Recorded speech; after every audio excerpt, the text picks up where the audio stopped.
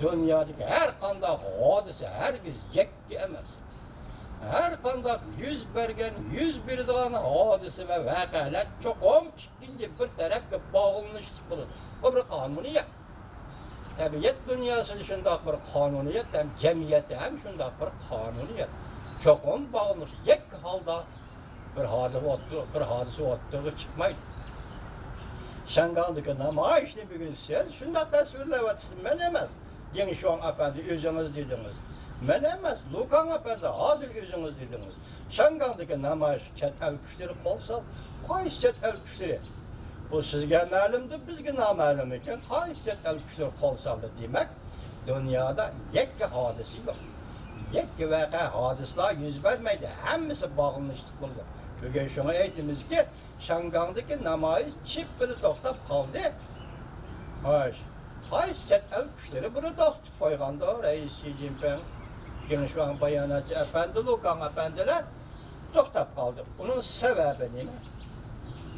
Bu to'xtab qolishning sababi nima? Hodisalar yakka emas, mustaqil emas, cho'qim bog'lanishlik bo'ldi. Buning sababi nima? Xo'sh, Rais Xi Jinping efendi nima to'g'rida, nima ish to'g'risida qanday va'da berdingiz? Masalan, xalqaro jamiyatga nima ish to'g'risida, nima ishlarni qilish to'g'risida qanday va'da berdingiz? Men o'ylaymanki, bu qatimki Osakada sizlarga o'tkaziladigan suhbat qandaydir bir kelishimga imzo qo'yish emas dedi Amerika Savdo ministrligining ministri. Biroq shunday bo'lsa-mu, lekin bu qatim gaplar o'chodilamdi qanday? Burun mandaq so'zlashdik otimida, mandaq muhokama qildik mavzuni davatqon ko'rishishlar, suhbatlar endi oyoqlashib, mo'shalar harakatga aylanadigan bo'lsa, vaqti sizningki oldingizdagi ish bu ishni shunday qilsa. Ha ishni anda o'rlashtirsa. Vaqt mana mushagicha. Sana berilgan cheksiz vaqt yo'q. Biz Argentinada baga vaqtni keyin kelib 3 oy qilib belgilagan edik. 3 oydan keyin 5 oyga o'zgartdik. Shunday o'zgartishning o'zi yetarli. Sen endi vaqtni tutib, shu masalani shunday hal qilasan. Masalan, bu yerda Şangal masalasi bir masala. Bu mesele umumu Cumhur'un meselesi. Cumhur'da istibadat düzüm bilen demokratiya meselesi. Yani kurulma karakterli özgürlük hasıl kılış meselesi. Ötkende mahsus deyimiz sizlerge neymi dedik? Sen biz bile soğudlaşamsan, soğudu kılamsan, halkara münasibetli bulamsan, partikeldi kılamsan, ticaret kılamsan, hazırki dünyanın bir şart internette koyulsun, matbuatta koyulsun.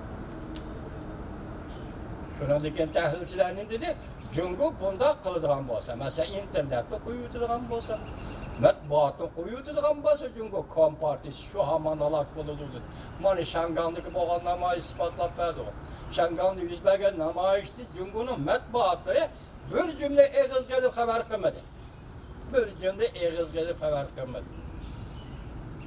Lakin bunun matbuotlar hech qanday ifoda bildirmadi. Lekin hanzola Xitoylar buni boshqa yo'llar orqali Şangaldagi namoyishni ko'rib ulgurdi. Mumkin emas, odam boyat yashaydi ekan. Unda xabarlar bir yerda bog'lab qolmaydi, yetib boradi. Endi siz shu masalalarga, masalan, internetda qo'yib o'tish, qurilma xarakterli islohot elib berish, o'zgarish hosil qilish, Şangaldagi kishilik huquq masalasi, uning qatorida Uyg'uristonda kishilik huquq masalasi, shu masalalarga endi siz bu da Osaka'da cevap veremsiz qanda. Ben tüligin dedim, Çin Xiaoping nimi dedi? Vakatem Osaka şehrinde intayi zor diplomatik vaka yüz berdi dedi. Dep ben sizlerge tüligin dedim, vatandaşlar. Hoş vakt bulunla vatandaşlar.